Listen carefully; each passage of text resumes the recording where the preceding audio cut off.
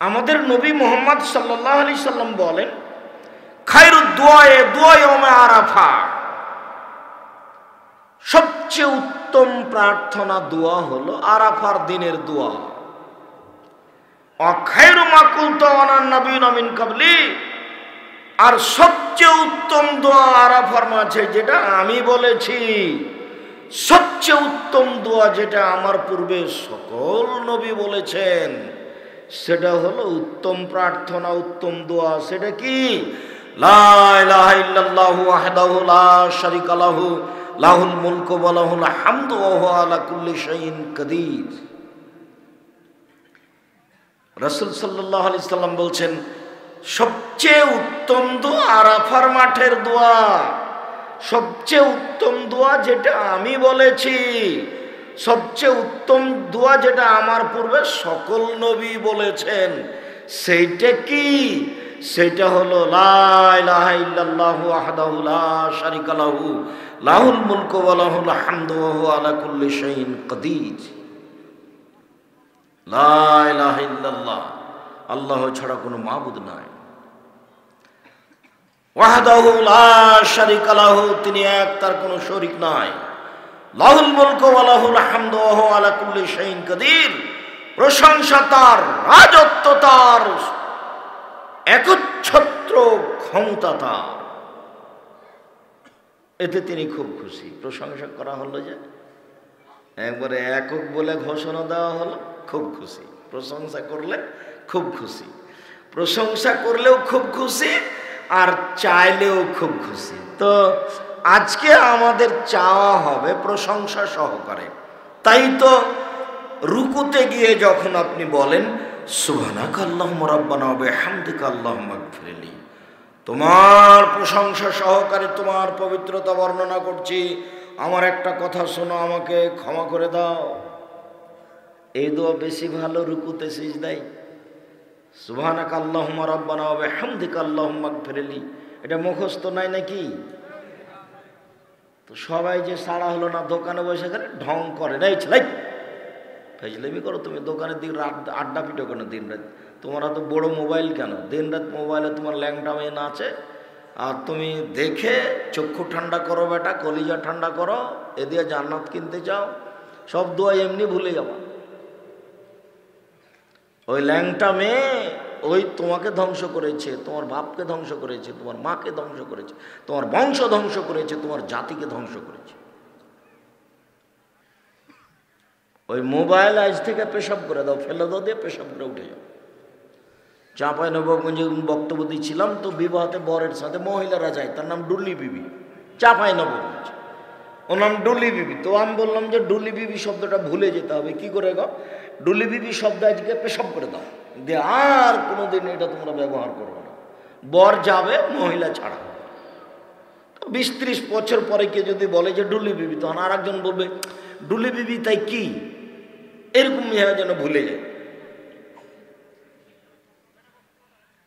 যেমন মারিয়াম বলেছিল, মারিয়াম যখন সন্তান নিয়ে গ্রামে ঢুকলেন, তখন জনগণ বলল ছি ছি ছি ছি ছি, তোমার বাপ তো ভালো মানুষ ছিল, তোমার মা তো ভালো মানুষ ছিল, তুমি অবৈধ সন্তান নিয়ে বাড়িতে ফিরলে, জেনার সন্তান নিয়ে।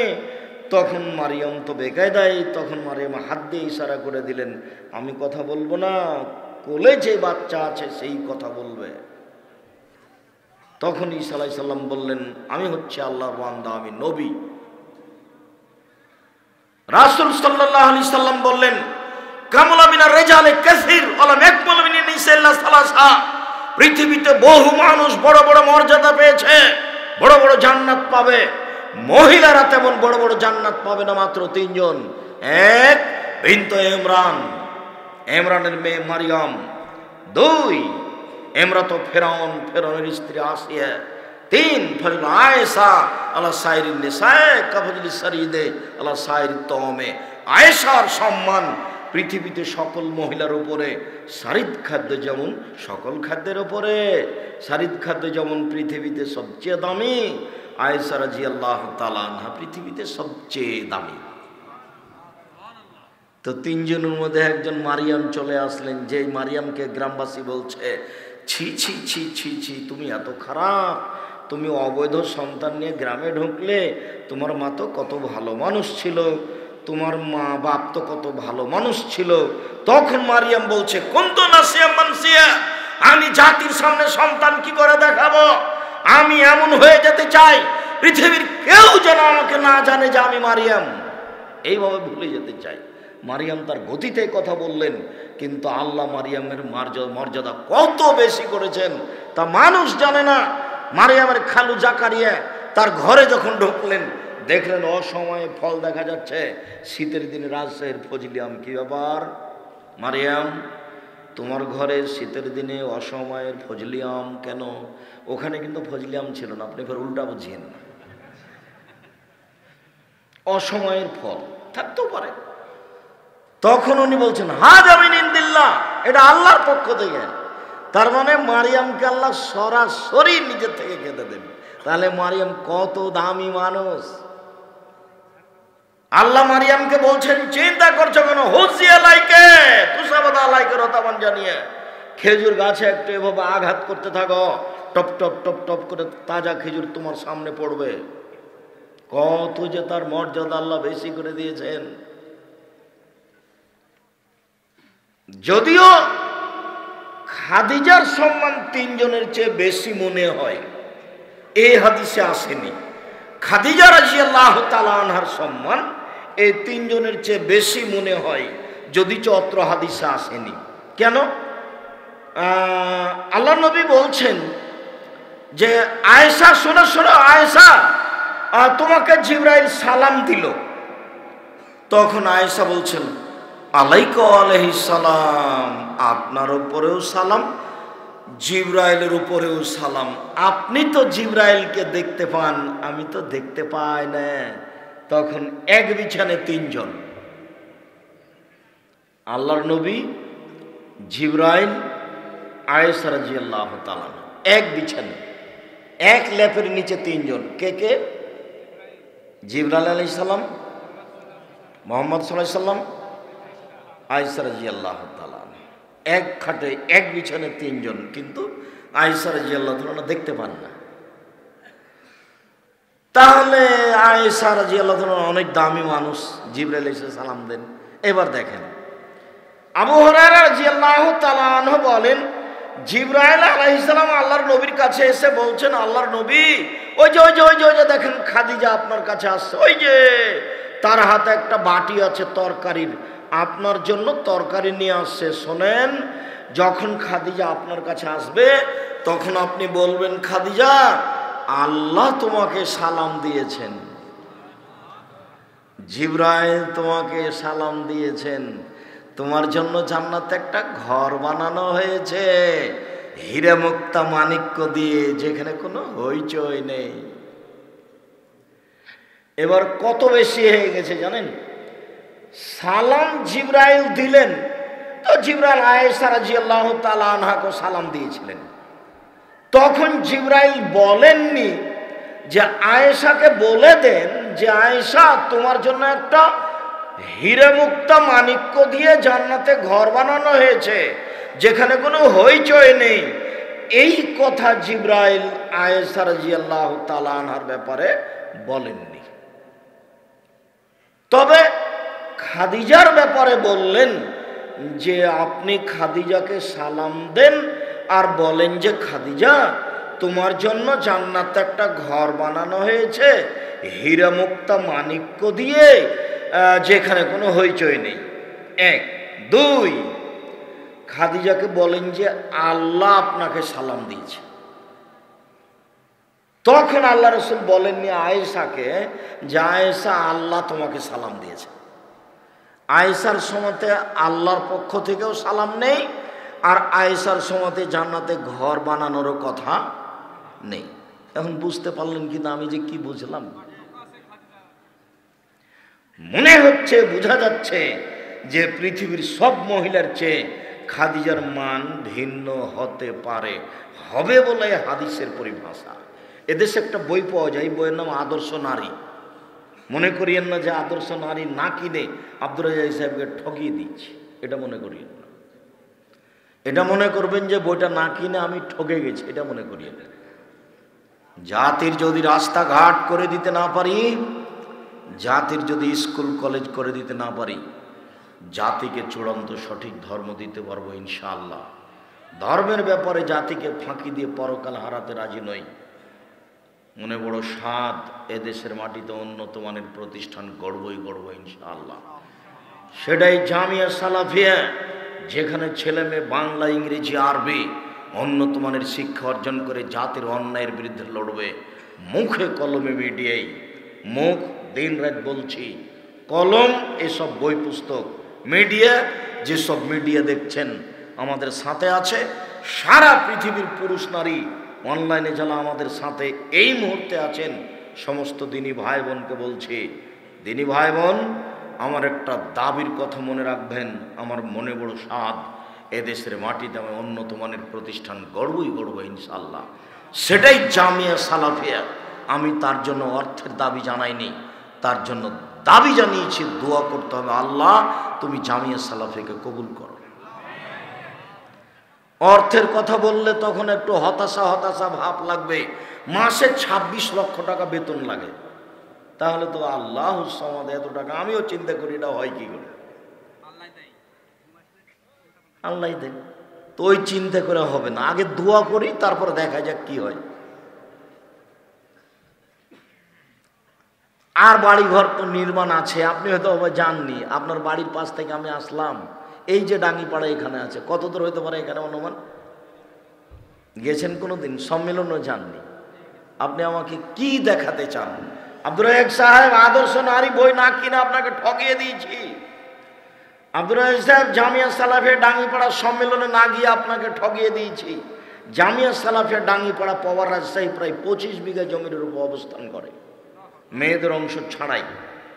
একটা মসজিদ 2 তলা কমপ্লিট হয়ে গেছে 90% জমির উপরে, যার একতলাতে 3000 মানুষ সালাত আদায় করতে পারে।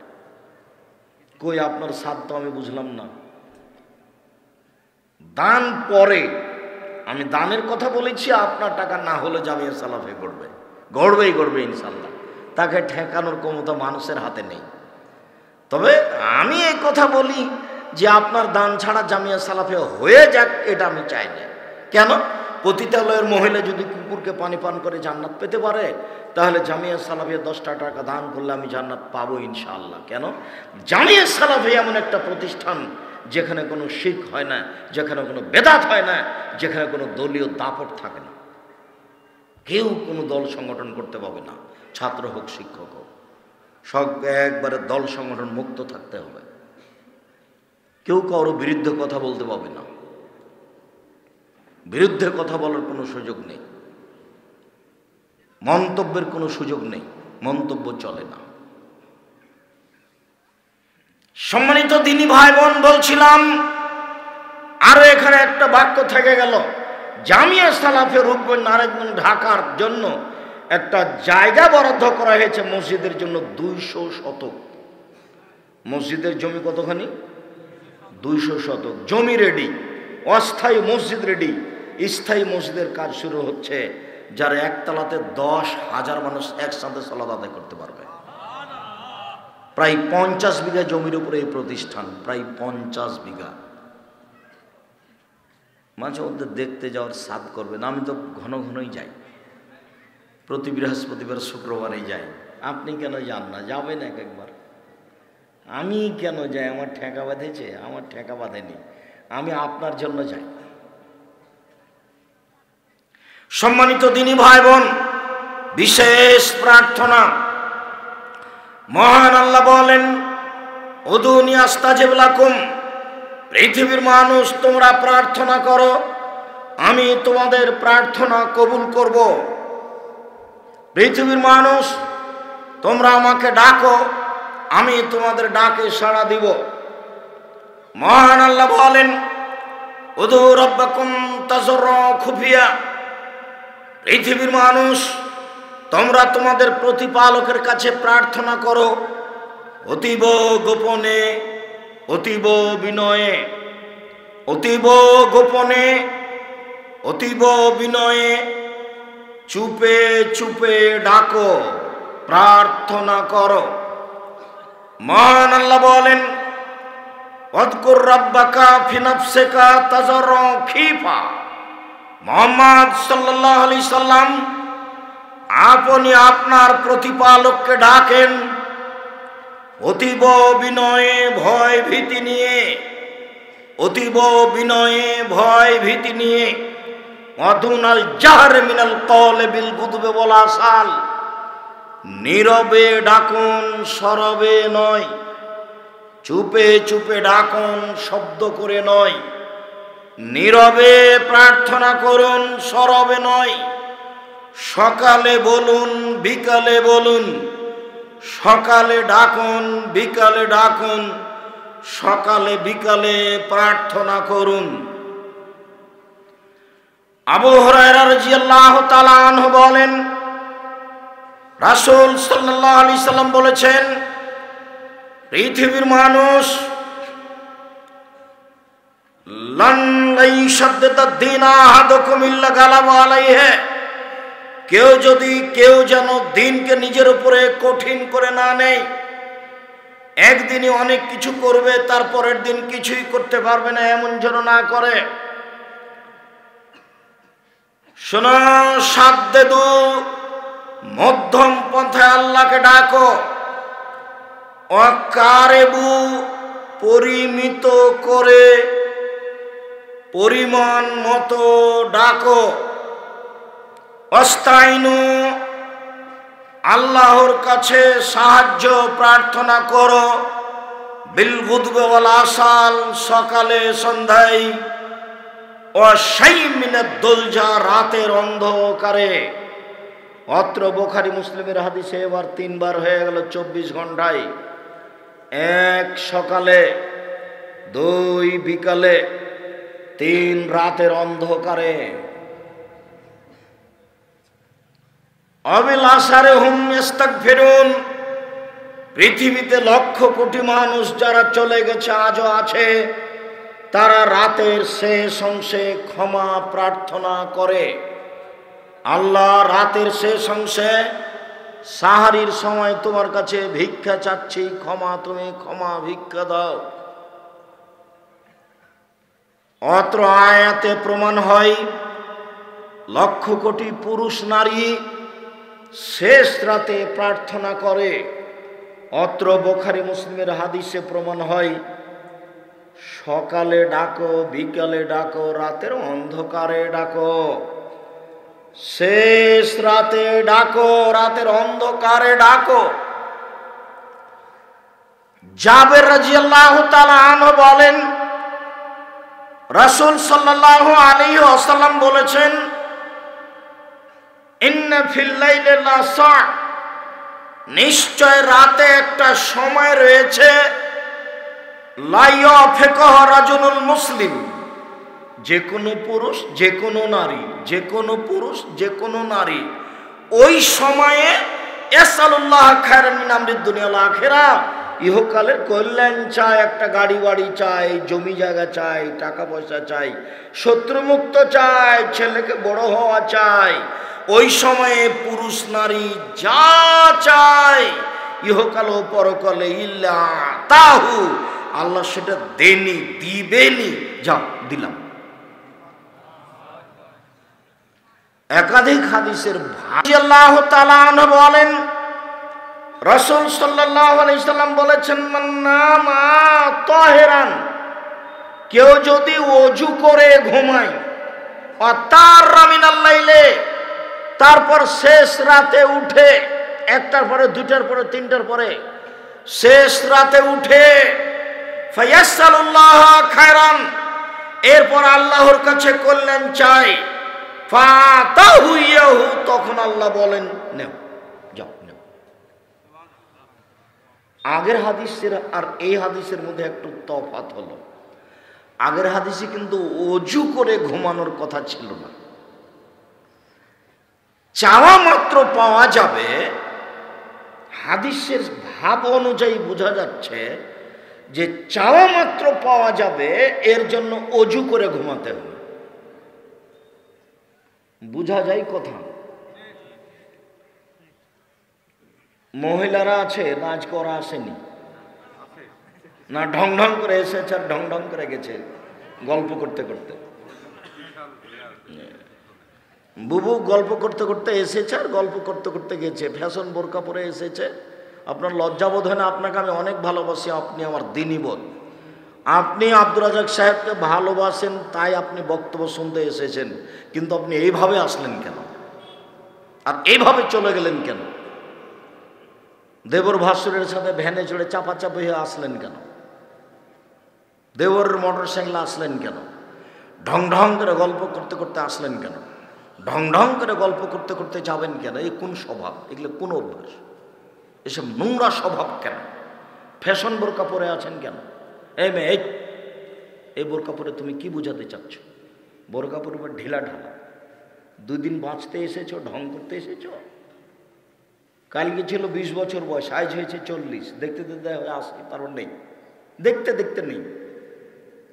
এসব দুনিয়ার 5 পয়সা দাম দিতে হবে না। ফেরাউন ডুবে গেছে ক্ষমতা দেখিয়ে, কেউ ক্ষমতাও দেখাবেন না আর আপনি রূপচেহারাও দেখাবেন না। রূপচেহারা দেখিয়ে জাতির ক্ষতি করে হাজারো লাখো কোটি মানুষকে পাপী করে আপনি কিভাবে জান্নাতের কামনা করেন? রাসূল সাল্লাল্লাহু আলাইহি ওয়াসাল্লাম বলেন 3 শ্রেণীর মানুষ জান্নাতে যাবে না।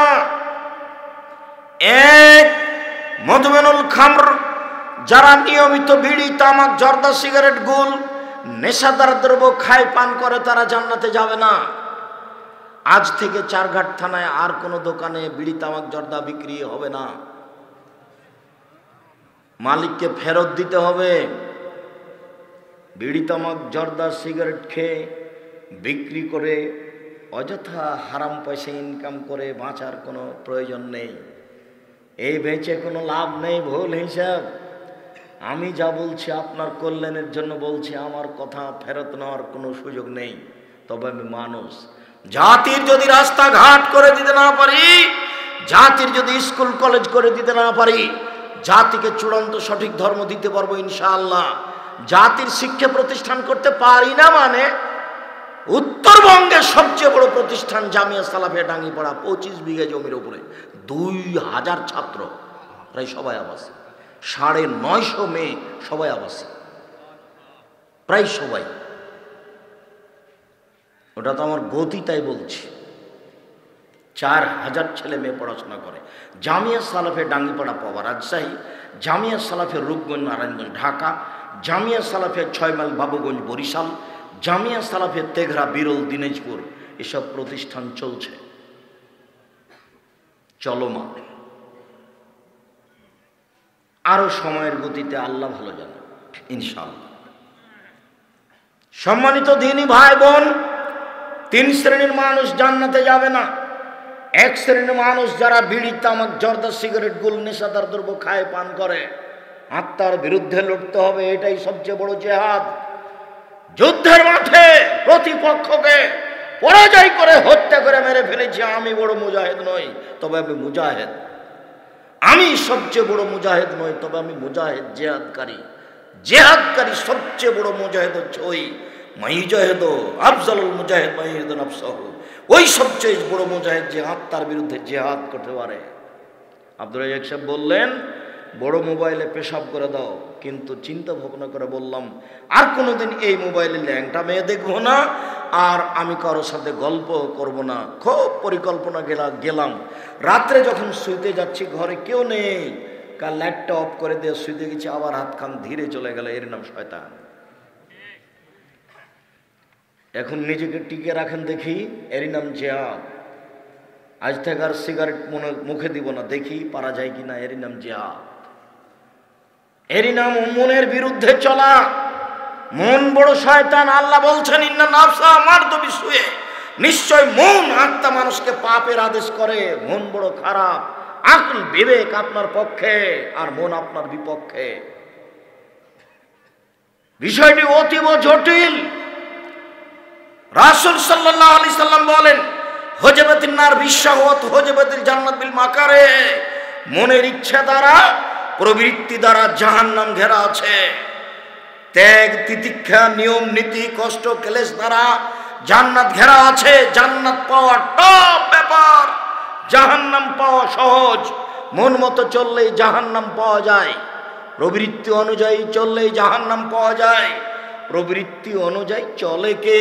দাড়ি চাঁচে যে, দাড়ি চেঁচে বেটি ছেলে সাজতে চায়। দাড়ি নাই কার? মহিলা মানুষের।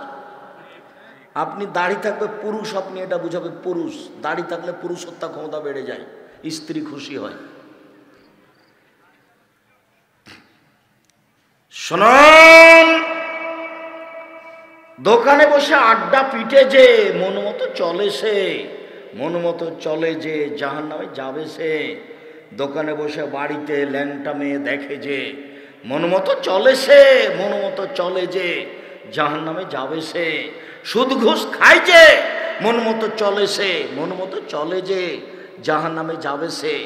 টাকনোর নিচে প্যান্ট পরে যে মন মতো চলে সে, মন মতো চলে যে জাহান্নামে যাবে সে। নগ্ন পোশাক পরে যেসব মহিলারা মন মতো চলে তারা, মন মতো চলে যারা জাহান্নামে যাবে তারা। ফ্যাশন বোরকা পরে ঢং দেখিয়ে চলে যারা মন মতো চলে তারা, মন মতো চলে যারা জাহান্নামে যাবে তারা। শুনুন, রাসূল সাল্লাল্লাহু আলাইহি সাল্লাম বলেন, হযবতের নার বিশাহাওয়াত, মনের ইচ্ছে দ্বারা জাহান্নাম ঘেরা আছে। মন মতো চলাই বিনিময় হলো জাহান্নাম। মনের বিরোধিতা করতে পারে যে সেই হলো সবচেয়ে বড় মুজাহিদ। মনের বিরোধিতা করতে পারে যে সেই হলো সবচেয়ে বড় মুজাহিদ। আজ থেকে আর আমি বিড়ি সিগারেট পান করব না, খাবো না। কেন? আমি পশু প্রাণী নিয়ে আমি কথা বুঝি। বুঝেও বুঝে না ওরা অন্তর আছে, বুঝে না। দেখেও দেখে না ওরা চক্ষু আছে, দেখে না। শোনেও শোনে না ওরা কান আছে, শোনে না।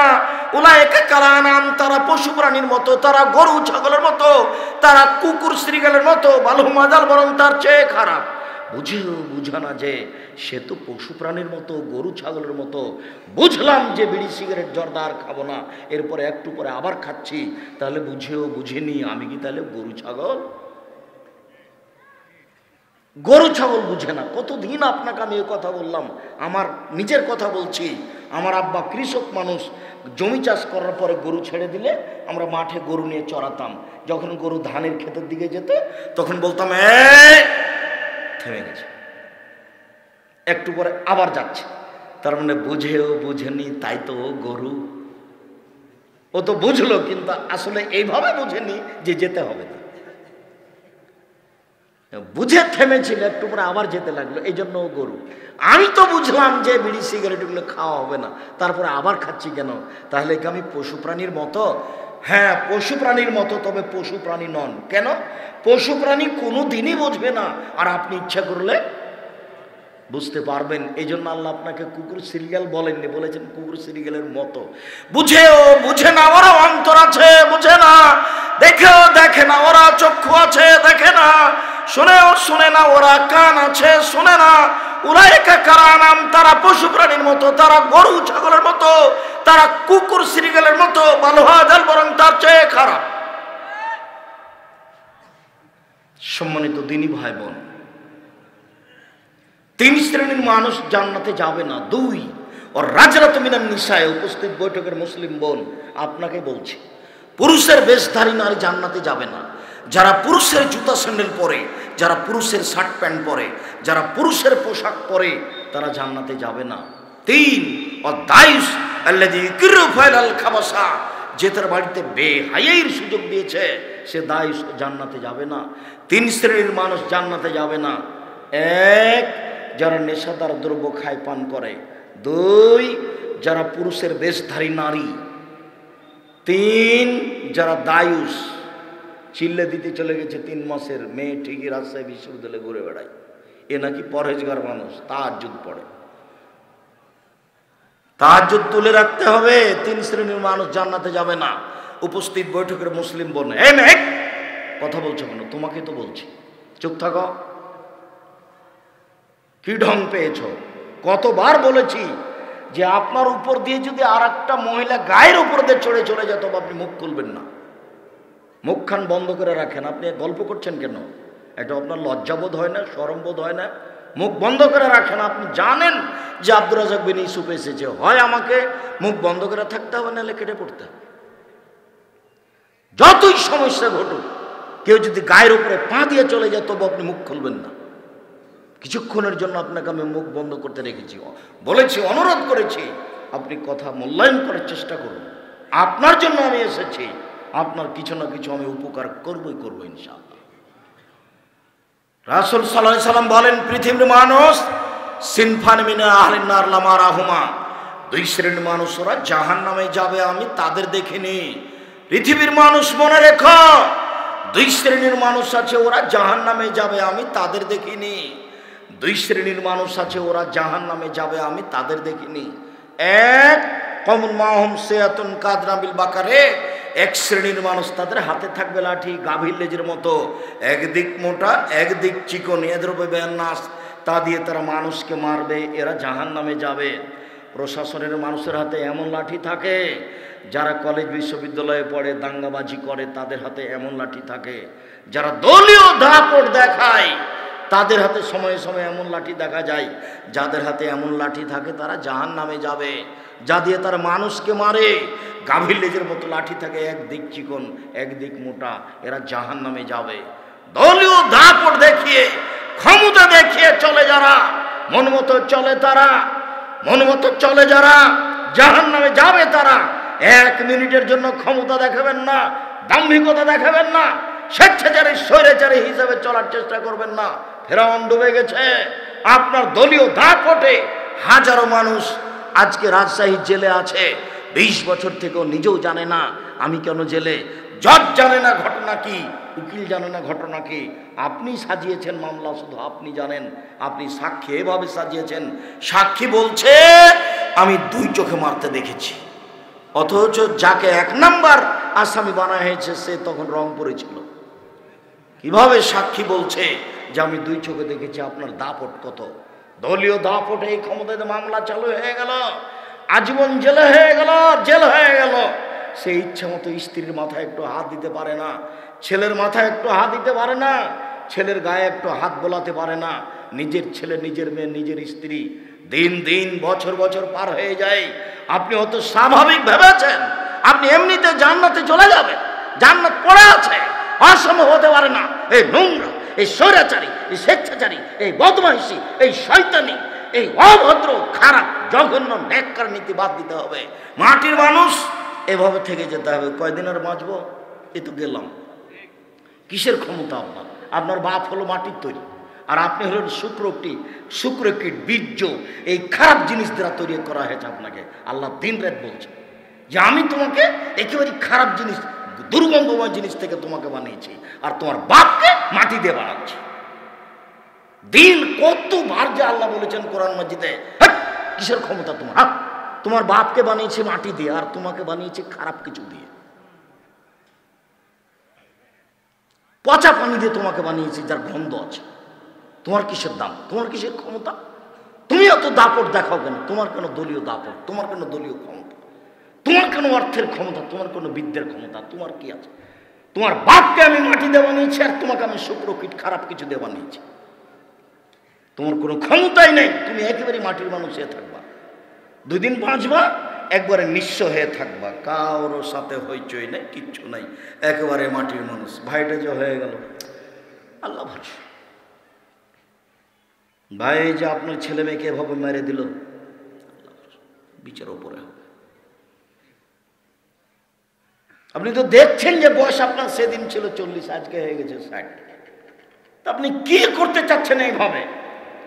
দলীয় দাপট দেখিয়ে, ক্ষমতা দেখে চলে যে মন মতো চলে, সে মন মতো চললেই জাহান্নাম হবে। 2 শ্রেণীর মানুষ জাহান্নামে যাবে, আমি তাদের দেখিনি। 1 শ্রেণীর মানুষ যাদের হাতে থাকবে লাঠি। 2, উপস্থিত বৈঠকের মুসলিম বোন শোনেন, আপনাকে বলছি, এইদিকে শোনেন, আপনাকে বলছি। 2, নিশাউন, মহিলা, কাশে এতন, কাপড় পরে থাকে, আর এতন, উলঙ্গ,